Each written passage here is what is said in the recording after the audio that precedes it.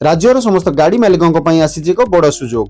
दीर्घ दिन धरी ट्राफिक चालान बकेया रही गाड़ी मालिक ओडिशा सरकार और आरटीओ परिवहन विभाग आनी वन टाइम सेटलमेंट चालान स्कीम।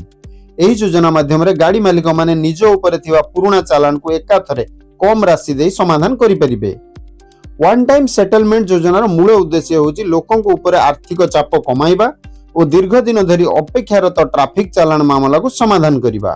साधारणतः गोटे गाड़ी उपरे जदि बहुत चालान जमा होता है तेबे सही संपूर्ण जोरिमाना देवा गाड़ी मालिकों कष्टकर हो जाए।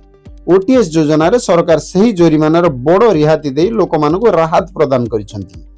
एही योजनार लाभ 2 चकिया 4 चकिया व्यक्तिगत और वाणिज्यिक समस्त प्रकार गाड़ी मालिक उठाई परिबे। जेउ मानक उपरे दीर्घ दिन धरि ई चालान बकेया रहिछि किंबा कोर्ट मामला हेबार भय रहिछि सेमानक पई एही योजना एक सुवर्ण सुजोग। वन टाइम सेटलमेंट माध्यम जोरिमानार 40% रु 80% पर्यंत कम मिलुथिबारु गाड़ी मालिकों ऊपर एक बड़ भार हटुची। गाड़ी मालिकों यार लाभ केवल टंका कम पर्यंत सीमित नुहे। ओटीएस चालान क्लियर हेले आउ कोनोसी आईन झंझट रहिबो नहीं।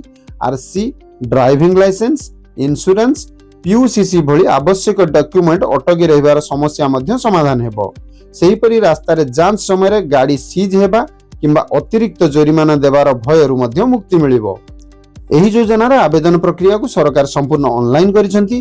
परिवहन वेबसाइट किंबा ई चालान पोर्टल ले गाड़ी नंबर दे वन टाइम सेटलमेंट को आपण अप्लाई करी पेमेंट देई परिबे। एथि पई आरटीओ कार्यालय को बारंबार दौड़िबा को पड़िबो नहीं।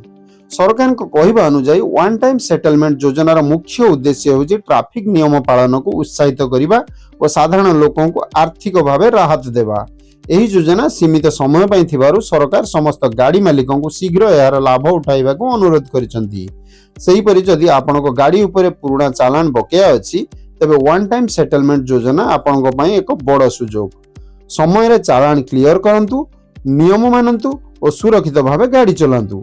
यह थिला आजिर गुरुत्वपूर्ण खबर। वन टाइम सेटलमेंट योजनार लाभ नहीं समय रे निज गाड़ीर पुराना चालान क्लियर करंतु, नियम मानंतु, सुरक्षित भावे गाड़ी चलांतु। एभली सरकारी योजना, आरटीओ अपडेट और सार्वजनिक उपकारी खबर पई ओडिशा डेली खबर सहित जोड़ी रहंतु। वीडियोटी उपकार लागिथिले लाइक करंतु, शेयर करंतु, चैनल को सब्सक्राइब करबा को भूलिबेनी। मुने होछि आपनक ठारू विदाय। धन्यवाद। जय जगन्नाथ।